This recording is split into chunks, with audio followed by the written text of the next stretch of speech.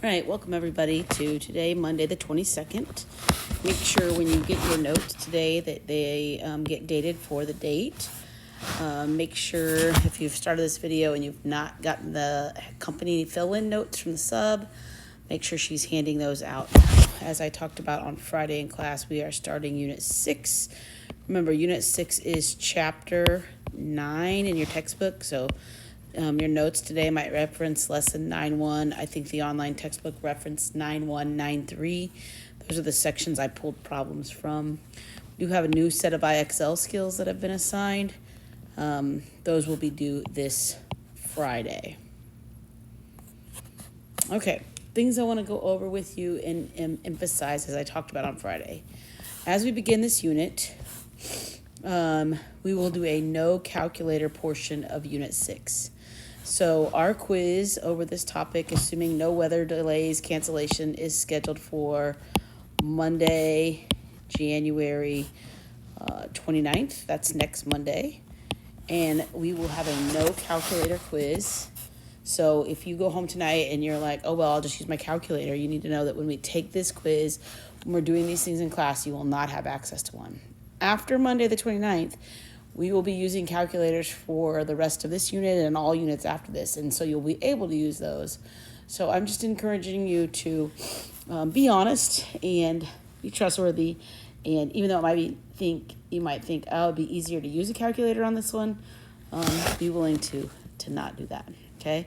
I know it says Lesson 6.1. I think the notes might even say Lesson 9.1. Don't get confused about those being interchangeable. Sorry, I'm filming this video at home, and my dog wanted to be a part of it, I guess. Okay, I'm going to fill in some vocabulary words here.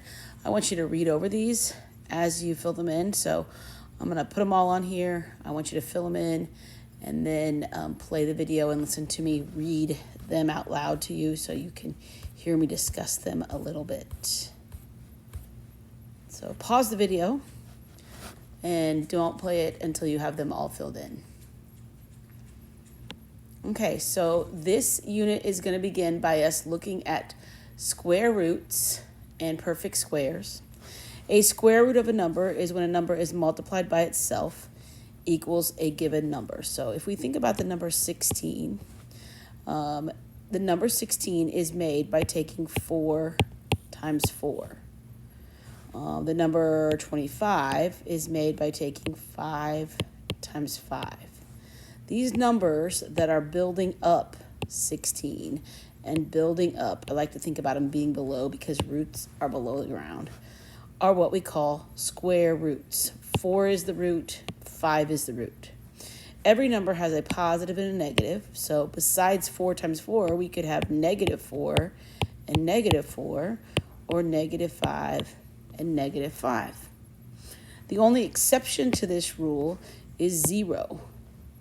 0 does not have 2 square roots because there is no number times itself, so that does not work. Perfect squares, then, are the numbers with integers as its square root. So 16 is a perfect square because 4 is its root. 25 is a perfect square because 5 is its root.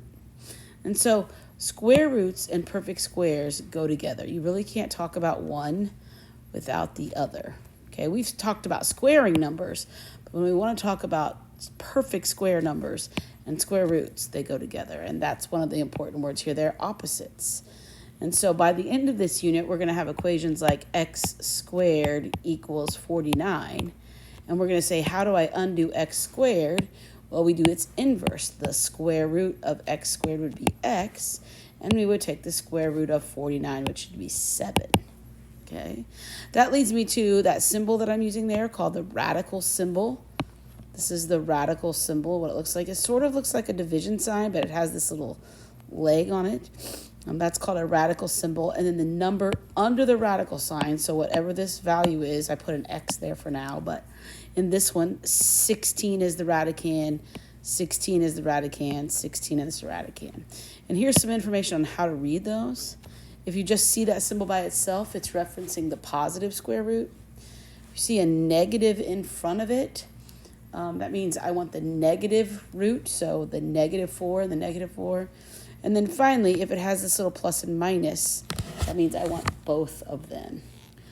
This is the symbol you're going to see the most, talking about the positive square roots. If they just ask for the roots in words, like give me the square root of 81, the square roots of 81, that means you would have to give both, the positive and the negative.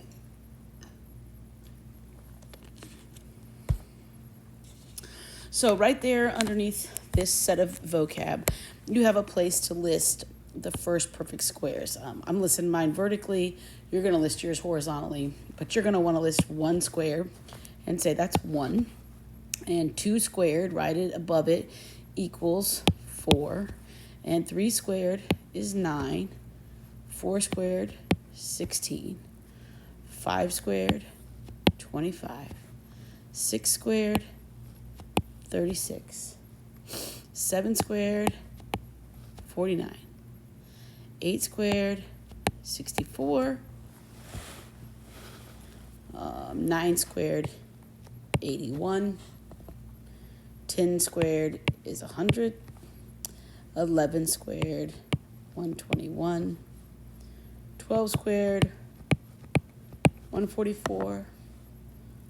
13 squared, 169. 14 squared, 196. And 15 squared, 225. These numbers in purple without the square on it, like the square root of 64. So these are the roots, and this is the perfect square. And we're going to do a whole lot of work with these specific numbers for the next week. And so memorizing this list will make your math, number sense life so much easier. So if you don't know these numbers now in blue, you're going to want to. Some other anchor ones that would be good to know would be what 20 squared is, and 30 squared, 40 squared, right? 20 squared is 400, and 30 squared is 900, and 40 squared is 1600. Those are some just good anchor numbers as we start talking about how many perfect squares and things like that. The one thing I want you to pay attention to is that there are not a lot of perfect squares. True or false? There are a lot of perfect squares. Now, some kids get very confused with this. They're like, oh, there's an infinite number of perfect squares. That is true. But in terms of the numbers, are there a lot of numbers that are perfect? And if we think about it, right here, up until the number 225, there are only 15 perfect squares. That means 210 of them are not. Up to 1600, there are only 40 perfect squares. That means a whole bunch of them are not perfect. So way more non-perfect squares than perfect squares as we begin discussing this topic. Okay? So let's do some math with these. On your homework tonight, you're going to need to read the directions very carefully. You need to get a 70% or higher, so be using the check because lots of people make lots of careless mistakes. If it says find the square roots, that's telling you there are 2 answers here. What 2 things give me 36? Your answer would be 6 or -6. For the square root of 100, it would be -10 or 10. For 121, you would look back at your list. Your homework answers are going to be in your notes today. 11 or -11. It does not matter which one you list first or second. So sometimes it'll be in words. Sometimes it will be in symbols.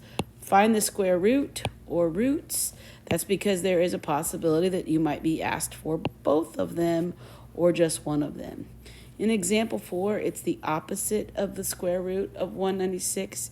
That means I would do the square root of 196, which would be 14. And I want the opposite of it, so it would be -14.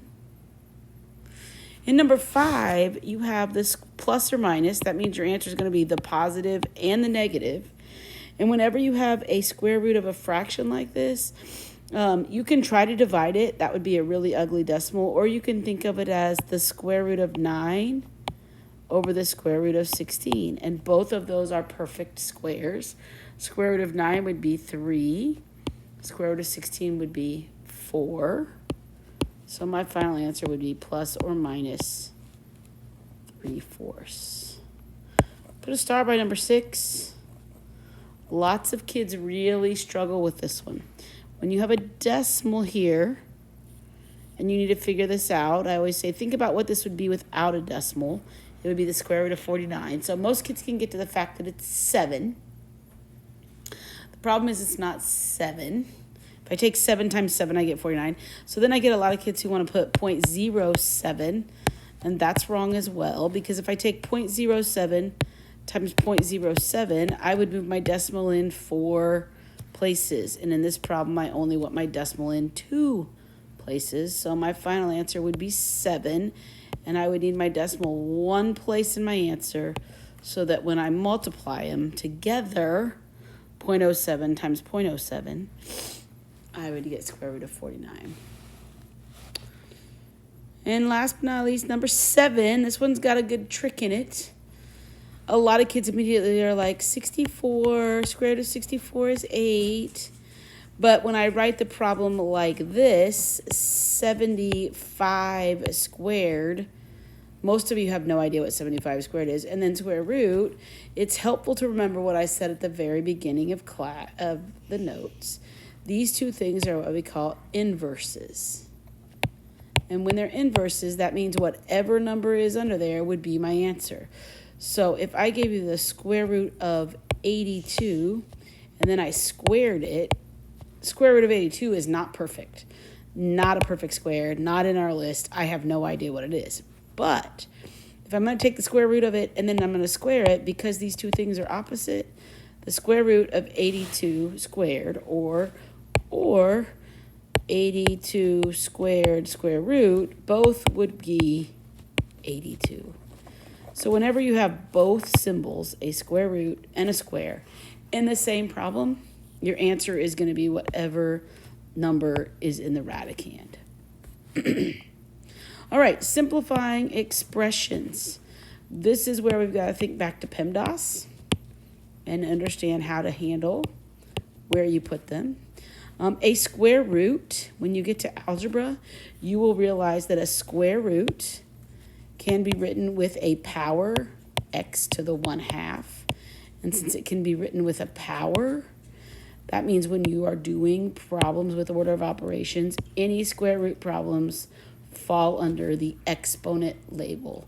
So you would do all parentheses, and then you would take care of all of your square roots, then you would multiply and divide, then you would add and subtract. So in number 8, you would have 5 times 6 plus 7. 5 times 6 is 30, plus 7 is 37. You try 9 and 10, pause the video, see if you can work them out. You're going to have problems like this in your homework tonight. I'm not going to require you to write down and turn any work in, but you will need to do some work on paper for these to be accurate, or you'll be cheating using a calculator.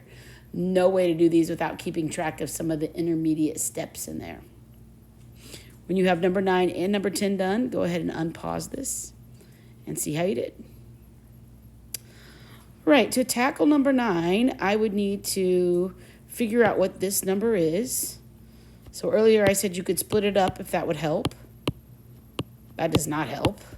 First thing I could do then is say, okay, do I know what 18 divided by 2 is? And 18 divided by 2 would be the square root of 9. And 9 is a perfect square. Square root of 9 is 3. 3 plus 1/4 is 3 1/4. And last but not least, you got some parentheses here, so I got to do what's ever in the parentheses first. Square root of 49 is going to give me 7 minus 10. That's still in parentheses. Square root of 7 minus 10 is going to be, or the value of 7 minus 10 is going to be 5. times negative 3, and 5 times negative 3 is negative 13. Number 11, when we go to do number 11, you should start by looking at it and saying, oh, I have a square root squared. Before you go and do square root of 16 and then have to square it, square root of 16 squared means my first layer of work is going to be negative 3 plus 4. 3 negatives, 4 positives. Final answer is 1.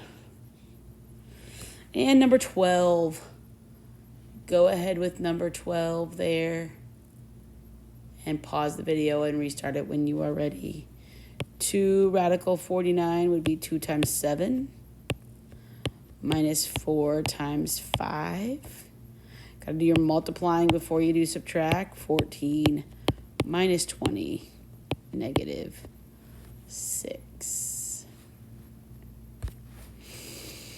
All right, next task we got to be able to do is solve equations. We talked about this at the very beginning using square roots.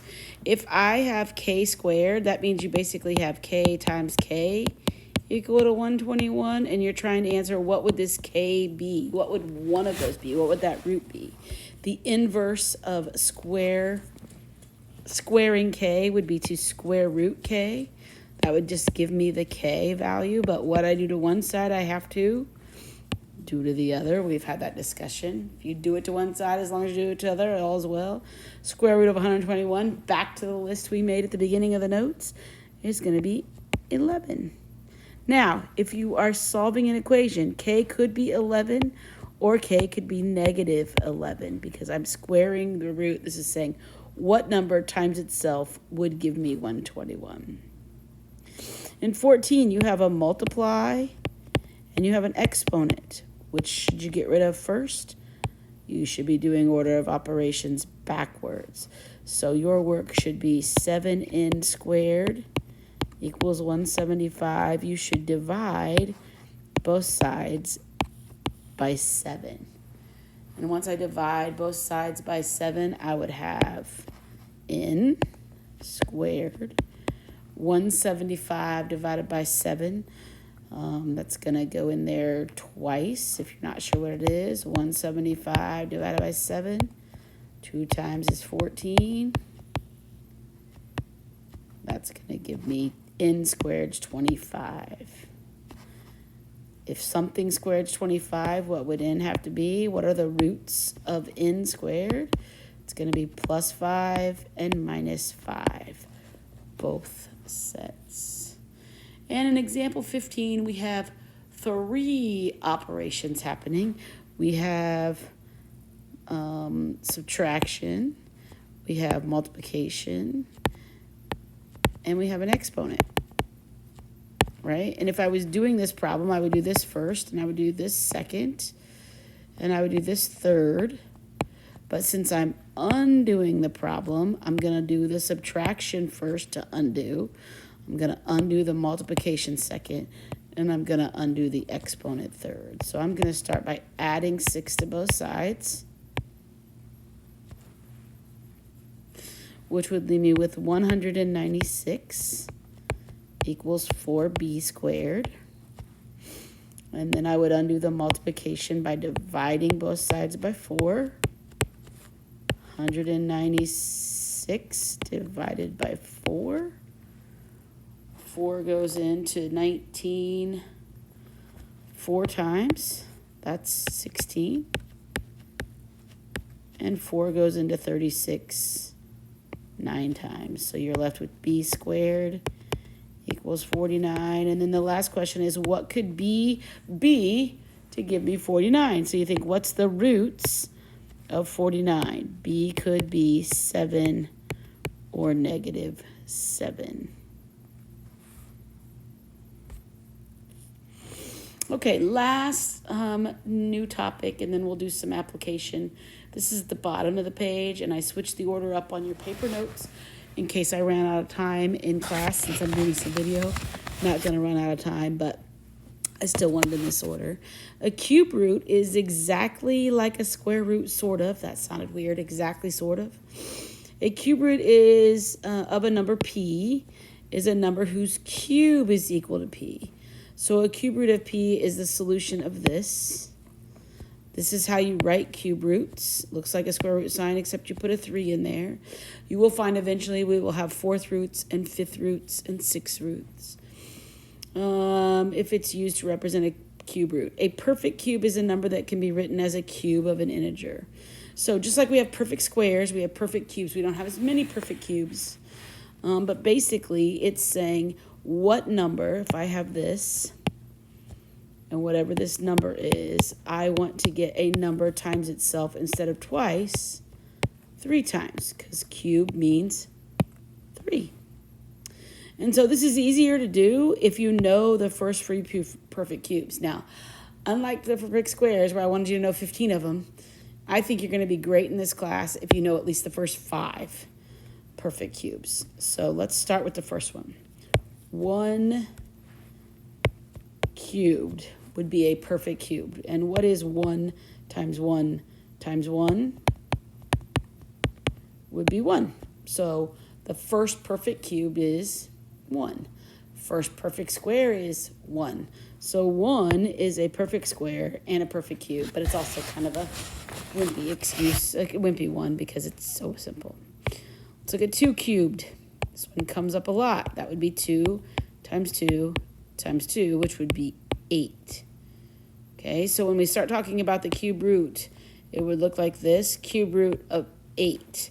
And the cube root of 8 would be 2 because that's what I multiplied 3 times to get to 8. How about the perfect cube of 3 cubed? And again, like I said, I'm making a list here for you because knowing the first 5 or 6 of these, just knowing them by memory will make your homework math skills and all of this unit so much easier. So this would be 3 times 3 times 3. It's not 9. 3 times 3 is 9, but then you got to take that times another 3. 3 times 3 times 3 is 27. So the cube root of 27 would be 3. 4 cubed.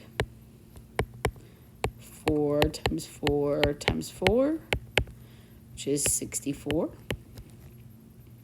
So that means the cube root of 64, the cube root of 64 is 4.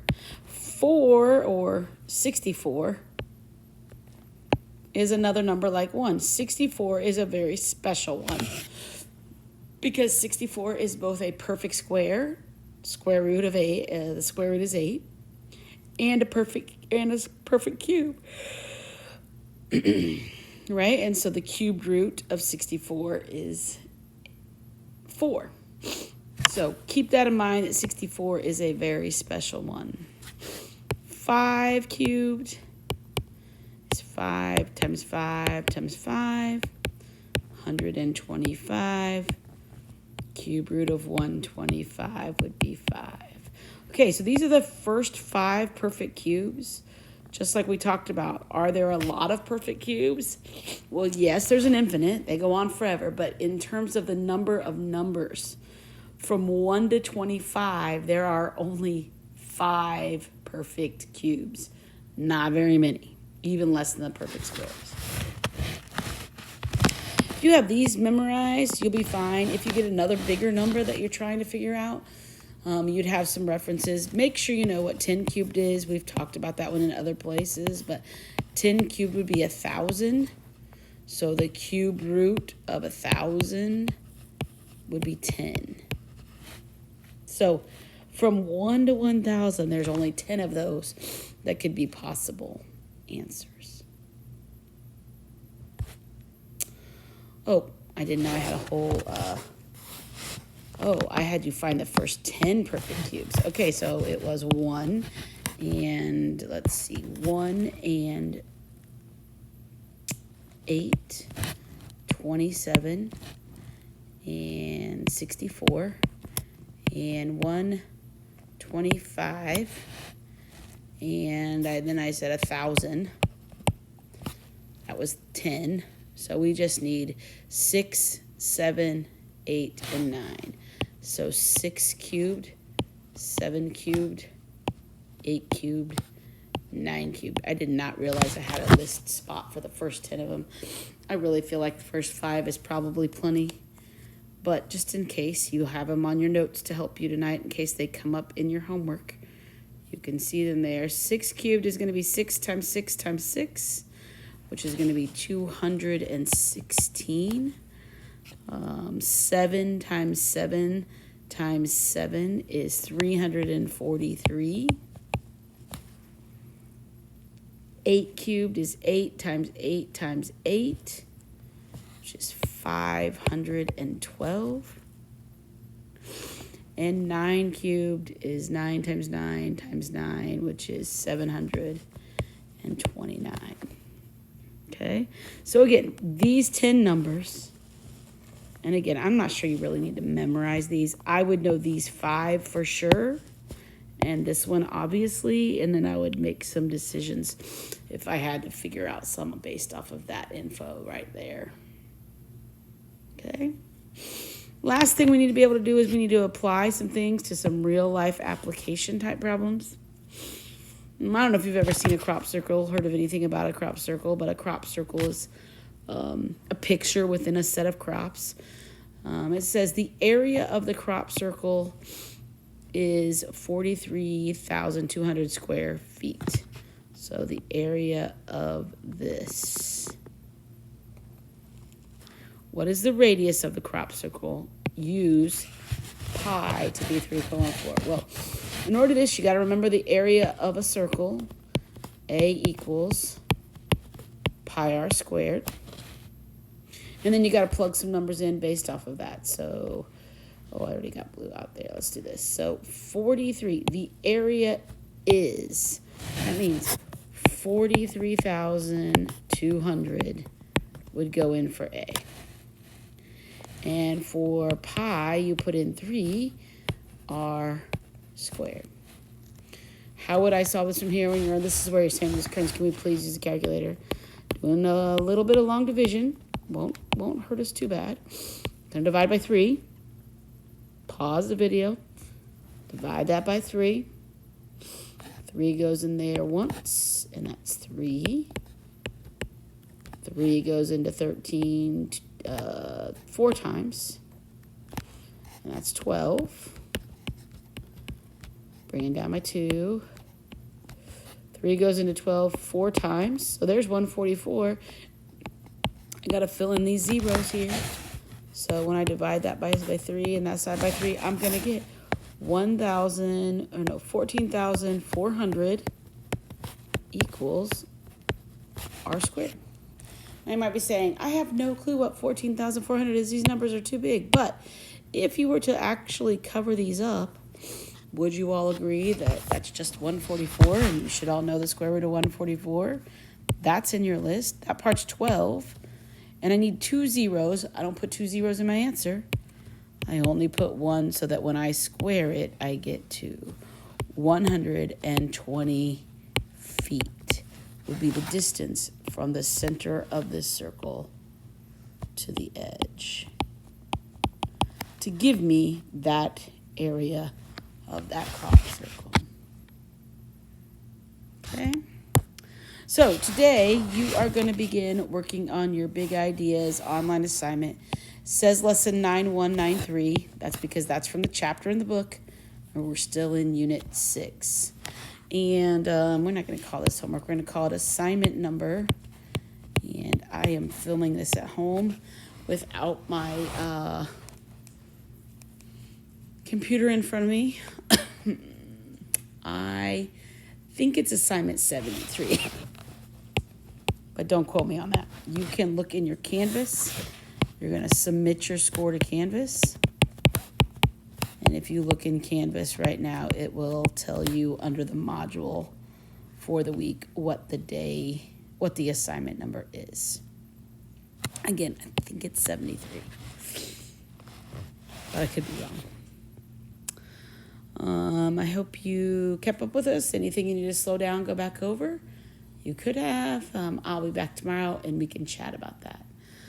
Make sure you use the check feature on your assignment because you do need to get a 70 or higher. don't be freaked out by the number of problems. They go really fast because it's pretty easy to figure out the square roots of certain numbers. A lot of the answers that you will need tonight are in your notes. Take them home with you when you complete this assignment. Thanks.